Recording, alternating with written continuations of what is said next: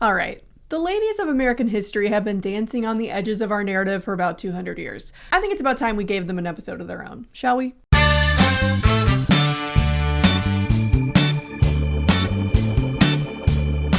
Today, we're talking about the rise of the women's movement throughout the 19th century. Now, I want to get this out of the way. Obviously, not all women were part of the women's rights movement, and the women's rights movement also included men. Poorer women often didn't have the luxury of being activists because they were too busy, trying to feed their family. And there were many women in the 19th century that believed that the gendered division of labor was an important aspect of moral, i.e. Christian society. But today, I want to focus on the poorly behaved women of bumper sticker lore. Okay, if you listen to season 1 of my podcast, or you've been even slightly paying attention over the past 10,000 years, men have been somewhat dominating the historical narrative. And the same is true in US history. Like, as of 2025, there have been 64 women who have served in the US Senate. Great. There have been at least 207 men named John who have served in the US Senate. That's almost 4 times as many Johns as just women. Any woman. For most of history, women have been forced into the background of the narrative. They raise the children, run the home, support their husband, and are the only ones who know how to load the dishwasher the right way. There have been women pushing back against this division of labor for millennia, and there have been some women who made it all the way to the top, right? Cleopatra, Queen Elizabeth, Beyonce. But there was never anything close to the tidal wave of hormone-fueled lady power that swept across the Western world in the middle of the 19th century.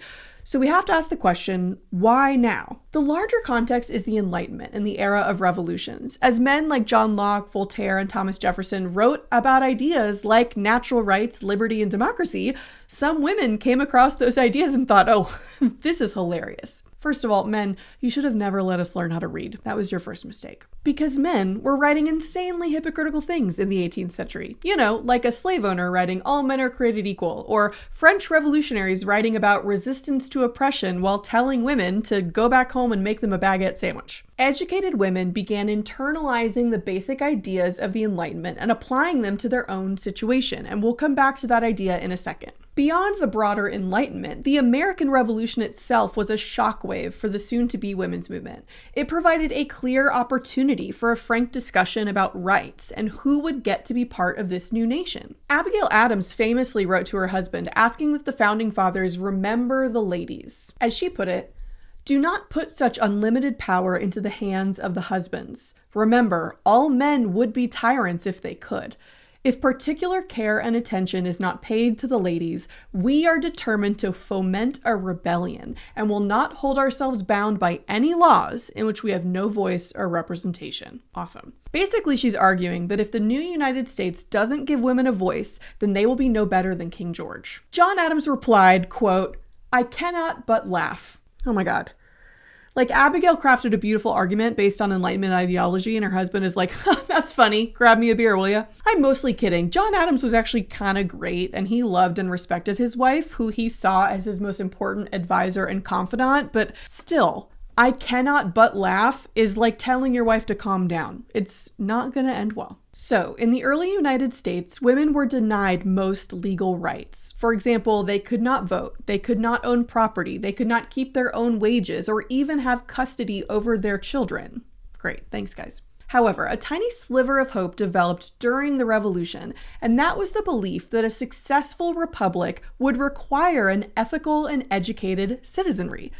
The founders recognized that their new democratic experiment would only work if voting men were not complete idiots. And who was responsible for raising future voters and making sure they weren't complete idiots? Women. Women were glorified in the new United States under the banner of Republican Motherhood.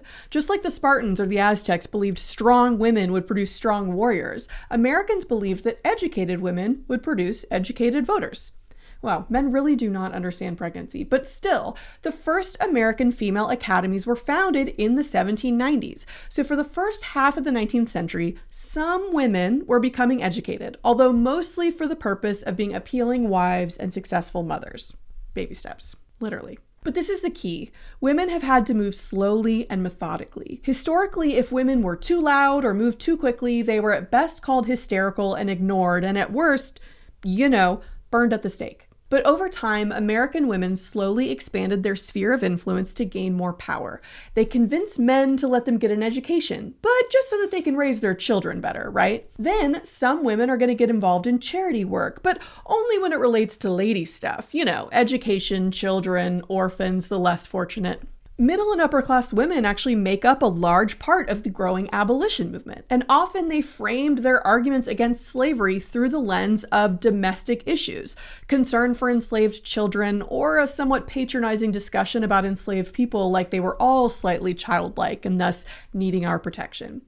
Through this activism, women were not just finding meaning for themselves, they were also developing important connections and political experience. But the real you-know-what hits the fan in 1848 with the Seneca Falls Convention. Over 2 days in upstate New York, 300 women and men got together to fire the opening salvo in a women's revolution that will last over a century and a half. Let me know when it ends. Elizabeth Cady Stanton and Lucretia Mott organized the event after being excluded from a World Anti-Slavery Convention in London. Outside the convention, they both met up at a bar, I like to imagine. They talked about how messed up it was that a convention to end the horrible oppression that is slavery wouldn't allow women to participate, and they vowed to hold a women's rights convention to protest the historic oppression of women.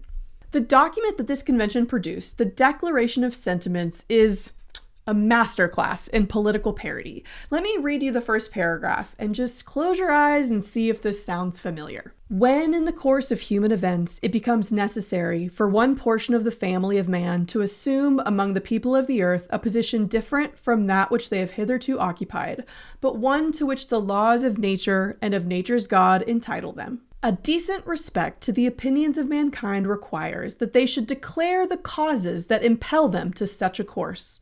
We hold these truths to be self-evident, that all men and women are created equal. Oh my God, it's so awesome. I love it so much. The convention passed 11 resolutions relating to women's equality, but the most controversial was the 9th resolution to secure to themselves their sacred right to the elective franchise. This is the birth of the women's suffrage movement, and it was not without controversy. That resolution led many to withdraw their support from the movement, thinking it was too extreme to insist that women get the right to vote. But the resolution passed thanks to speeches by Elizabeth Cady Stanton and friend to female activist Frederick Douglass. But even some of those who supported suffrage were kind of shady about it. Like Horace Greeley, known for his utopian views, explained that, quote, sincere Republicans couldn't refuse the demand of women to an equal participation with men in political rights, even though it was, in his words, quote, an unwise and mistaken demand. Cool. Thanks, bro, I guess. Now, the goals of 1848 were quickly overshadowed by the lead up to the Civil War and the fight over slavery. And most women's rights activists believed that it was appropriate that enslaved people should be freed from bondage before the nation could focus on expanding its voting rights. Despite this, the progress made for Black men after the Civil War did not include their female allies and counterparts. The 14th Amendment, in my opinion the most important sentence of our entire Constitution, established equal protection of the laws for all persons born or naturalized in the United States. That sounds great, right? Sure. Except that the 14th Amendment also introduced the word male into the Constitution for the first time. Section 2 of the amendment specifically clarifies that the voting population is, quote, male citizens. Women's rights leaders were disappointed. Elizabeth Cady Stanton said, quote, if that word male be inserted, it will take us a century at least to get it out. And considering that 150 years later, we still don't have a constitutional amendment guaranteeing equal rights for men and women, she wasn't wrong. Susan B. Anthony wanted to test out the new 14th Amendment. In 1872, she cast a ballot in the presidential election in New York, citing her citizenship under the 14th Amendment. She was arrested, tried, and convicted, and fined $100, which she refused to pay. A related ruling in the Supreme Court declared that while women may be citizens, all citizens were not necessarily voters. Basically, women were treated like children. Like, a 10-year-old is a citizen, but that doesn't mean they get to vote for president. Cool, said the 10-year-old. I'll just wait 8 years until I'm not a woman anymore. Ugh. But there was still hope. The 15th Amendment was set to make it even more clear who could vote. But of course we know that when all was said and done, the amendment declared that the right to vote could not be denied on the basis of race, color, or previous condition of servitude. Ugh, how hard would it have been for them to add one more comma and just throw in, or sex? Was ink really that expensive? Now, this amendment specifically led to a split in the growing suffrage movement. Some, like Lucy Stone, supported the amendment and believed that it was still a step in the right direction for women. But others, like Elizabeth Cady Stanton and Susan B. Anthony, split with the mainstream movement. They wanted to move faster. Now, it's important to note that the women's movement is also going to continue to split over the issue of race. While many activists were also abolitionists, that didn't always mean that they believed Black women should be equal to white women. In fact, some activists were horrified that Black men were granted the right to vote before white women. In general, the women's rights movement is going to struggle over whether to include members outside the privileged group of white Protestant women. A generous interpretation would argue that they understood strategically that it was going to be easier to get white men to listen to their political arguments if they weren't also challenging their views on race. But in reality, the truth is just that many white women held the same racist views as their male counterparts, and they often were quite comfortable in their position of privilege over other groups. Now, before we move on, we need to talk about the movement's founding mother. The person you kind of know, but not really. The lady on the coin herself, Susan B. Anthony. Born in 1820 into a Massachusetts family that fought in the American Revolution, she was raised in the Quaker faith that believed everyone was equal under God. Side note, so many prominent 19th century activists, especially abolitionists, were Quakers because of their radical ideas about equality, morality, and community. Anthony had 7 siblings, most of whom also became social activists. Susan taught before becoming involved in the abolition movement alongside family friends William Lloyd Garrison and Frederick Douglass. She became a public speaker in a time when many thought it was improper for women to give speeches in public. She didn't attend the Seneca Falls Convention, although her mother and sister did, so it wouldn't be until 1851 that she met her ride-or-die suffrage BFF, Elizabeth Cady Stanton. It's really impossible to talk about Susan B. Anthony without also talking about Elizabeth Cady Stanton. They really should be two sides of that dollar coin, but whatever. Stanton, the primary author of the Declaration of Sentiments, was the philosopher of the suffrage movement, and Susan B. Anthony was the voice. This was especially helpful because Anthony never married, dedicating her life to the cause, while Stanton was also raising 7 children. Susan B. Anthony traveled the country sharing Stanton's and her own views on women's equality, often risking arrest to do so. They co-founded the American Equal Rights Association and used their newspaper, The Revolution, to spread their message, with money from Anthony's lectures funding the movement. One of the most famous examples of Anthony voicing Stanton's philosophies was at a protest of the 1876 centennial celebration. She gave a speech written by Elizabeth Cady Stanton called the Declaration of Rights, in which she called for, quote, "men, their rights and nothing more, women, their rights and nothing less." Anthony helped to reunify the suffrage movement after its division over the 15th Amendment. She merged the major organizations into the National American Women's Suffrage Association, leading the group until 1900. Over time, the two women drifted apart.